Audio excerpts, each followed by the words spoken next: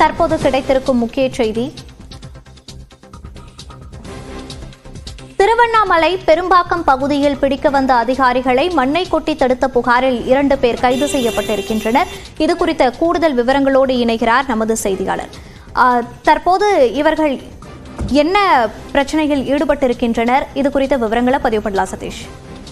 கட்டாயமாக நிலத்தல முக்கிய தரக்கூடிய திருவண்ணாமலை அண்ணாமலையார் கோவில் ஆன்மீக பக்தர் நாளுக்கு நாள் அதிகரித்துக் கொண்டிருப்பதால கட்டிடங்களும் புதிதாக கட்டப்பட்டு வருகிறது. குறிப்பாக ஏரி மண்களை விவசாய நிலத்திற்கு அள்ளுவதாக கூறி பர்மிட் வாங்கி கொண்டு அந்த காலி மனைகளில் கொட்டு நொரம்பு மண்ணாக கடத்தல நாளுக்கு நாள் அதிகரித்துக் கொண்டு இரவு பகல் பாராமல் கிட்டத்தட்ட ஒரு லோடு 5000 முதல் 10,000 வரை விற்பனை செய்து வருகிறார்கள்.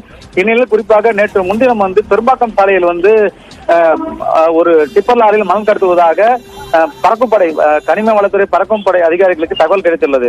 அதன் பேரில் அவர்கள் அந்த லாரியை சேஸ் செய்து கொண்டு செல்லும் பொழுது ஒரு குறிப்பிட்ட பெரும்பாக்கரோடு ஆணையம் பிறந்தான் அருகே செல்லும் பொழுது அந்த லாரி மனைக்கு அதிகாரிகள் எங்கு செல்கிறார்கள், பர்மிட் இருக்கா என்று அந்த லாரி ஓட்டுநர் மற்றும் அது அமர்ந்தவர் கேட்டபோது அவர்கள் திமிராக பதில் சொல்லாமல் மேலும் லாரியை அங்கிருந்து வேகமாக எடுத்து செல்கிறார்கள். அப்போது அதிகாரிகள் அந்த லாரியை துரத்தும் நோக்கத்தில் செல்லும் பொழுது லாரியில் உள்ள அந்த நரம்பு மண்களை சாலையில் கொட்டிவிட்டு அதிகாரிகள் வராமல் தடுத்து நிறுத்தும் நோக்கில் கொட்டிவிட்டு அங்கே செல்கிறார்கள். குறிப்பாக அந்த வண்டி உரிமையாளருடைய சிறுவர்கள் இருசக்கர வாகனத்திலும் அந்த கனிமலத்துறை அதிகாரிகள் பணி செய்ய விடாமல் தடுத்து அந்த காரை தடுத்து நிறுத்தும் பணியும் செய்துள்ளார்கள்.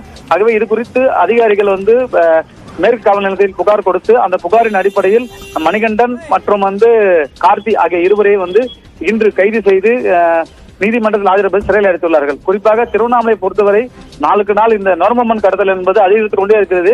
இதை கனிமவளத்துறை அதிகாரிகளும் மாவட்ட நிர்வாகம் தடுக்க வேண்டும் என்பதுதான் ஆன்மீக பக்தர்கள் பொதுமக்கள் கோரிக்கையாக உள்ளது.